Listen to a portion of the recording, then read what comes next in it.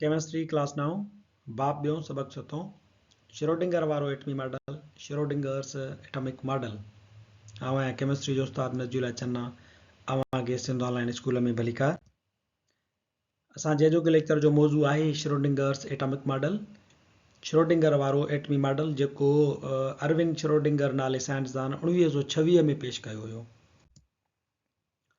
Quantum mechanical atomic model Schrodinger जे atomic model खे quantum mechanical atomic model पिणु सॾियो वञे थो। Quantum mechanics the start of quantum mechanics begin with scientist quantum mechanics जी शुरूआत जेका आहे उहा साइंसदाननि जी हिन कम सां शुरू थी start to uncover the structure of atoms जॾहिं हुननि एटम जी बनावट खे वधीक खोलणु शुरू कयो।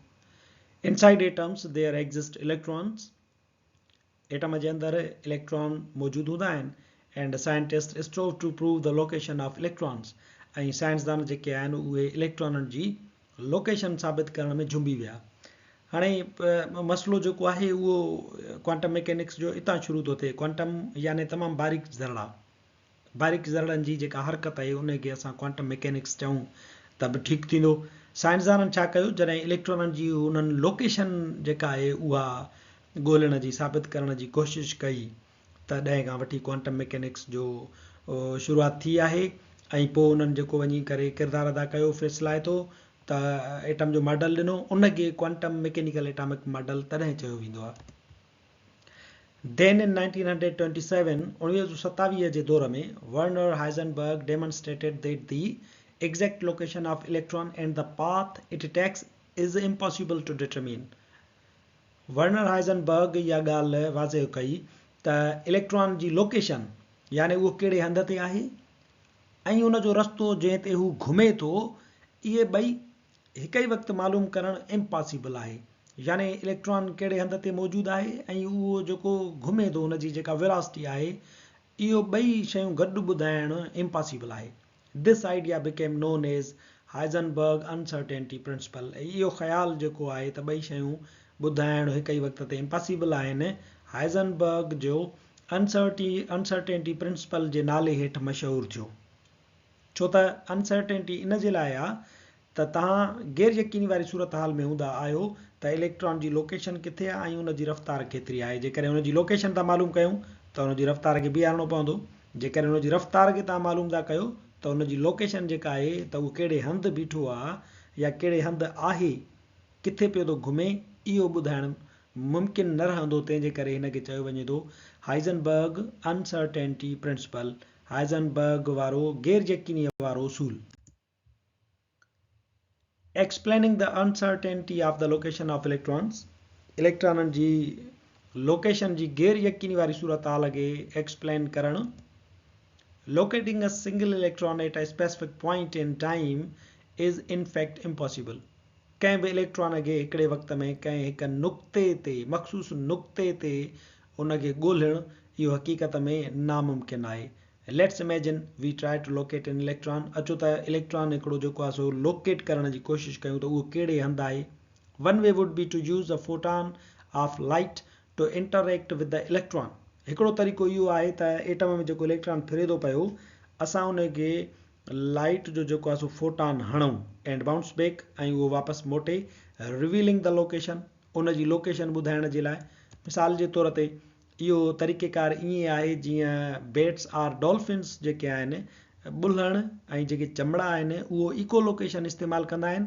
हीउ तरीक़ो कुझु अहिड़ो ई आहे। इको लोकेशन छा आहे चमड़ो जेको आहे उहो छा कंदो आहे साउंड वेव्स जेके आहिनि उहे पाण पंहिंजे वात मां कढंदो आहे। उहे साउंड वेव्स जीअं अॻिते वेंदियूं आहिनि त जेकॾहिं कंहिं उहे वञी बुम्बरीअ खे लॻियूं कंहिं पोपट खे लॻियूं त उहे साउंड वेव्स उतां वरी बाउंस बैक थींदियूं आहिनि मोटी ईंदियूं आहिनि त चमड़ो सम्झी वेंदो आहे त हिते हेतिरे मुफ़ासिले ते इहा जानदार शइ बीठी आहे ऐं झटि हणी वरी उनखे वञी करे पकिड़े पंहिंजो शिकार कंदो आहे। डॉल्फिन बि ईअं कंदियूं आहिनि पाणीअ जे अंदरि ऐं इन ई उसूल ते वरी आबदोस जेके आहिनि उहे पिणु हलंदियूं आहिनि।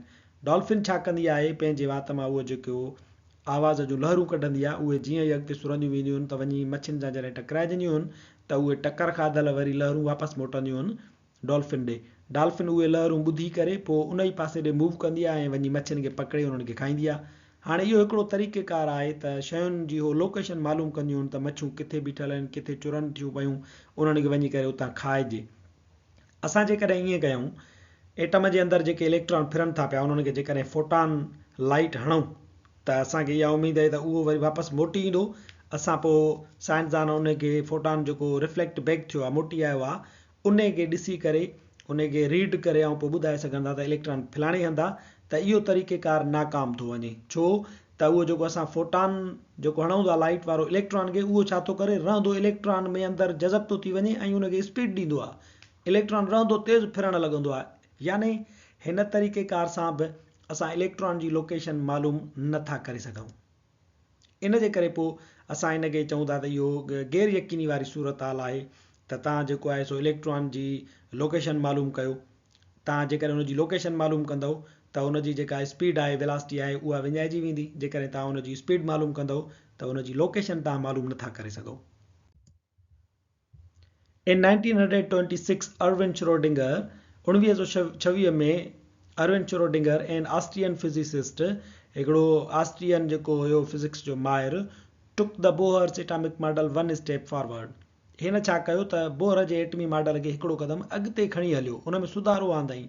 Schrodinger used mathematical equations to describe the movement and forces of quantum particles, specially electron. Schrodinger छा कयो, मैथमेटिकल इक्वेशंस खे इस्तेमालु कंदे उन्हनि जी मदद सां हिन ख़ासि तौर ते इलेक्ट्रॉन जी मूवमेंट, हरकत ऐं उनजो जेको फोर्सिस आहे, उनजो जेको मैकेनिक्स आहिनि, उन्हनि खे बयानु करण जी कोशिशि कई। This atomic model is known as the quantum mechanical model of the atom. इन श्रोडिंगर जे एटमी मॉडल खे quantum mechanical model of atom पिणु सॾियो वेंदो आहे। बोहर जो जेको एटॉमिक मॉडल हुयो, उन में इलेक्ट्रॉन जेके हुया उहे ॾेखारियल हुया त उहे मदारनि में गोल जेके आहिनि सो मर्कज़ जे चौधारी हरकत कंदा आहिनि पिया। यानी इलेक्ट्रॉन जेके हुया उहे तव्हांखे मदारनि में मिलंदा। पर इन बोहर छा कयो, उनखे हिकिड़ो स्टेप अञा मथे अॻिते खणी आयो ऐं उन में हिन छा कयो त हिकिड़ो क्लाउड स्ट्रक्चर ॾेई छॾियईं एटम जो, जंहिंमें ॾेखारियईं त ककरनि जी सूरत में इलेक्ट्रॉन जेको आहे उहो मर्कज़ जे चौधारी घुमंदो रहंदो आहे। उन्हनि खे कंहिं हिकिड़े रस्ते ते जेको ऑर्बिट ॾिनल आहे उन ते मख़सूस तव्हां ॻोल्हे नथा सघो, उहो तव्हांखे उन्हनि मदारनि में पर क्लाउड जी शिकिल में मिलंदो। हाणे ककर में तव्हां जेकॾहिं पाणी ॻोल्हण जी कोशिशि कयो त तव्हांखे उहो ॾाढो ॾुखियो मिलंदो। पाणी उन में अंदरि एतिरो फैलियल हूंदो आहे ऐं एतिरी सूरत उनजी विञायल हूंदी आहे जो तव्हां उनखे ॻोल्हे नथा सघो। तव्हां इम्कान कंदा आहियो, को ककर ॾिसंदा आहियो उहो घाटो आहे त तव्हां सम्झी वेंदा आहियो त इन ककर में पाणी आहे। जेकॾहिं को ककर चिडो हूंदो आहे त तव्हांखे इहो इम्कान रखंदा आहियो, प्रोबेबिलिटी रखंदा आहियो त इहो जेको ककर आहे इहो ख़ाली थी चुको आहे पाणीअ खां। ईअं जेको आहे श्रोडिंगर उन एटॉमिक मॉडल खे हिकिड़ो स्टेप मथे खणी आयो। Schrodinger model is just an improvement of Bohr's atomic model. Schrodinger जो जेको एटमी मॉडल आहे उहो बोहर जे एटमी मॉडल जी हिकिड़ी इम्प्रूवमेंट आहे। नओं एटमी मॉडल कोन ॾिनो अथई, बोहर जे एटमी मॉडल खे थोरो इम्प्रूव करे पेश कयो अथई। ही took an atom of hydrogen, हिन एटम हाइड्रोजन जो हिकिड़ो एटम खयो, because it has one proton and one electron, छो त हुन में हिकिड़ो प्रोटॉन आहे ऐं हिकिड़ो इलेक्ट्रॉन आहे। ही प्रूव्ड मैथमेटिकली, हिन रियाज़ी जी मदद सां इहो साबित कयो that electron can be found in different positions around the nucleus and determined by probability। ऐं हिन इहो ज़ाहिर कयो त इलेक्ट्रॉन जेको आहे उहो मर्कज़ जे चौधारी मुख़्तलिफ़ जॻहुनि ते ॻोल्हे सघिजे थो ऐं इहो हिकिड़े इम्कान जे ज़रिए ई तय करे सघिजे थो त हिते मौजूदु आहे या हिते थी सघे थो या हिते थी सघे थो। इलेक्ट्रॉन ऑर्बिट जेको मॉडल हुयो, जेको नील बोहर पेश कयो हुयो, उहो इहो हुयो त originally electrons were thought to orbit around the nucleus in defined paths. उन में इहो ॿुधायो वियो त इलेक्ट्रॉन जेके आहिनि उहे मर्कज़ जे चौधारी हिकिड़े मुक़ररु रस्तनि ते ई तव्हांखे मिली सघनि था, जिन खे ऑर्बिट चयो वियो। पर इलेक्ट्रॉन क्लाउड मॉडल, जंहिंखे तव्हां क्वांटम मैकेनिकल मॉडल सॾियो था, it was discovered that electrons move in waves in a defined space called an electron cloud. इन में इहा ॻाल्हि ज़ाहिर कई वई त इलेक्ट्रॉन जेके आहिनि उहे लहरुनि जी सूरत में सफ़र कंदा आहिनि मर्कज़ जे चौधारी, ऐं उहे तव्हांखे हिकिड़ी अहिड़ी स्पेस में तव्हांखे मिलंदा मर्कज़ जे चौधारी, जंहिंखे इलेक्ट्रॉन क्लाउड चइबो आहे। ककरनि में तव्हांखे इलेक्ट्रॉन मिली सघनि था। वी माइट से, असां ईअं चई सघूं था त वी आर 95% कॉन्फिडेंट, असांखे 95% पक आहे, our electron is within this region, असांजो जेको इलेक्ट्रॉन आहे उहो हिन एरिया में, हिन रीजन में, ककर जे हिन हिस्से में मौजूदु थी सघे थो। यानी असां वी माइट से, असां इहो इम्कानी तौर ते चई सघूं था। The region is called as atomic orbital, ऐं उन रीजन खे असां सॾींदा आहियूं एटम जो orbital. The quantum mechanical model determines that electron can be found in various locations around the nucleus. Quantum mechanical model ॿुधाए थो त इलेक्ट्रॉन जेको आहे उहो न्यूक्लियस जे चौधारी मुख़्तलिफ़ जॻहुनि ते तव्हांखे मिली सघे थो। He found electrons are in orbit as an electron cloud. Schrodinger इहो ॿुधायो त इलेक्ट्रॉन्स जेके आहिनि उहे इलेक्ट्रॉन क्लाउड जी सूरत में कंहिं बि ऑर्बिट में मौजूदु थी सघंदा आहिनि।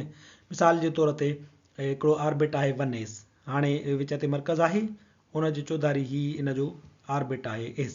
हाणे हिते जे करे असां क्लाउड जी शिकिल में ॾिसूं त तव्हांखे ॾिसो विच ते मर्कज़ मिलंदो, उन जे चौधारी ही क्लाउड आहे। हाणे हिन में इहा प्रोबेबिलिटी असां ज़ाहिर करे सघूं था। मिसाल जे तौर ते हिते क्लाउड घाटो आहे त इलेक्ट्रॉन हिते थी सघे थो, हिते चिडरो आहे त हिते नथो थी सघे। ईअं वरी जेकॾहिं अञा ऑर्बिट वधंदा, मिसाल जे तौर ते हाणे 2s बि आहे त विच ते मर्कज़ आहे। हाणे ॾिसो हिन एरिया में तव्हांखे इलेक्ट्रॉन मिली सघे थो, हीउ जेको चौधारी घाटो क्लाउड आहे। वरी हे ॾिसो त हिते हाणे छिडरो आहे, हिते तव्हांखे इलेक्ट्रॉन कोन मिलंदो। इन खां वरी ॿाहिरि अचो त ही 2s आहे, हिते तव्हांखे इलेक्ट्रॉन मिली सघे थो। ईअं ई वरी 3s में बि थींदो। हिकिड़ा एरियाज़ जेके आहिनि उहे घाटा आहिनि, उते इलेक्ट्रॉन मिलण जो इम्कानु आहे। ॿिया जेके एरियाज़ आहिनि उहे छिडरा आहिनि, उते इलेक्ट्रॉन मिलण जो इम्कानु तमामु घणो घटि आहे।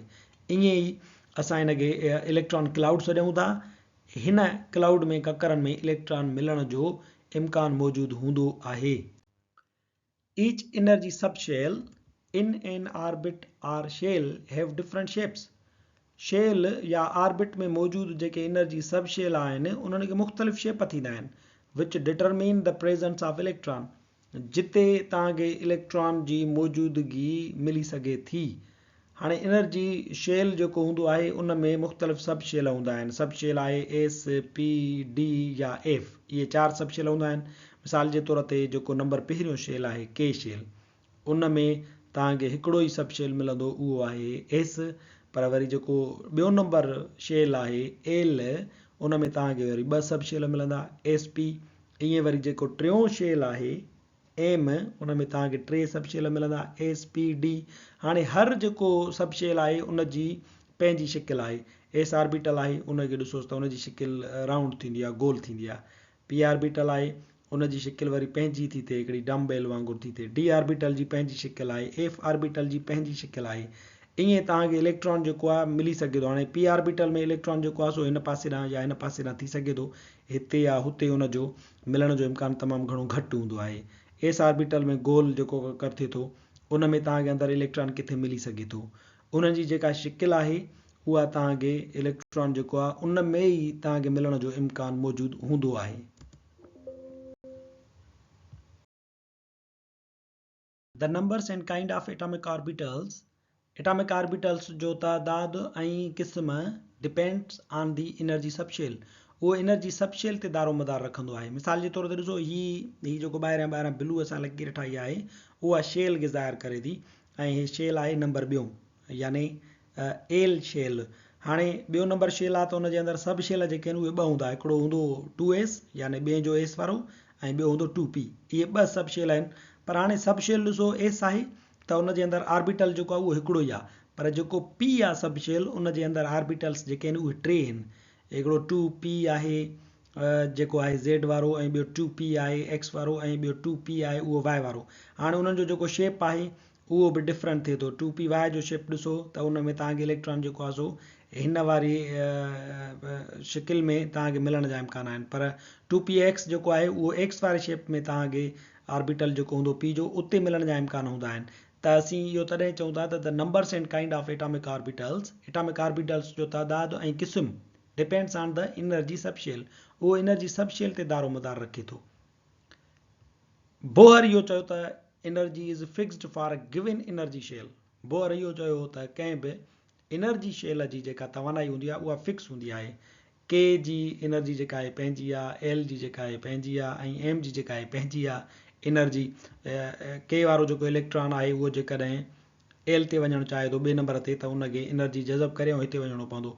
हाणे हितां जॾहिं उहो मोट खाईंदो त एनर्जी जेका हिननि जे विच में फ़र्क़ु आहे उन ओतिरी एनर्जी इमिट करे पोइ हिते अची करे पहुचंदो। इहो असां बोर जे एटॉमिक मॉडल में पढ़ी आया हुआसीं, पर हाणे इहो चयो वञे थो त it's said that energy is separate for each sub shell. हर हिकु सब शेल लाइ जेका एनर्जी हूंदी आहे न उहा डिफरेंट हूंदी आहे। यानी हीअ जेके अंदरि एस आहे सब शेल 2s ऐं ॿियो 2p आहे, त हिन जे लाइ एनर्जी जेका आहे अलॻि आहे, हिन जे लाइ जेका आहे एनर्जी अलॻि आहे। यानी ईअं कोन्हे को त शेल लाइ एनर्जी अलॻि आहे, छो त इहो असांखे अॻिते हली करे ख़बर पई त जेको शेल आहे उहो पाण सब शेल्स मां ठहियलु हूंदो आहे। तंहिंजे करे हे जेको ॿियो शेल आहे उन में हिकिड़ो आहे 2s, ॿियो आहे 2p। हाणे 2s ऐं 2p वारे इलेक्ट्रॉननि जी एनर्जीअ में पिणु फ़र्क़ु हूंदो आहे। इहो श्रोडिंगर जे एटमी मॉडल जा कुझु जेके हुया बुनियादी नुक़्ता हुया ऐं उन में कुझु इम्प्रूवमेंट्स हुयूं। उन्हनि इम्प्रूवमेंट्स ऐं बुनियादी नुक़्तनि जी बुनियाद ते श्रोडिंगर जेको आहे पंहिंजो एटमी मॉडल पेश कयो हुयो, जंहिंमें ऑर्बिटल्स पिणु ज़ार थियल हूंदा आहिनि। त हिकिड़ो न्यूक्लियस आहे ऐं उन न्यूक्लियस जे चौधारी एस ऑर्बिटल आहे, पी ऑर्बिटल आहे, पोइ उन्हनि जे नंबरिंग जे लिहाज़ खां उहे ऑर्बिटल्स ॾेखारियल आहिनि। हिन एटॉमिक मॉडल जे बारे में तव्हां मथियनि क्लासनि में अञा डिटेल सां पढ़ंदा। अॼोको असांजो लेक्चर हिते पुॼाणी ते पहुचे थो। वधीक वीडियोज़ लाइ ॾिसंदा रहो सिंध ऑनलाइन स्कूल।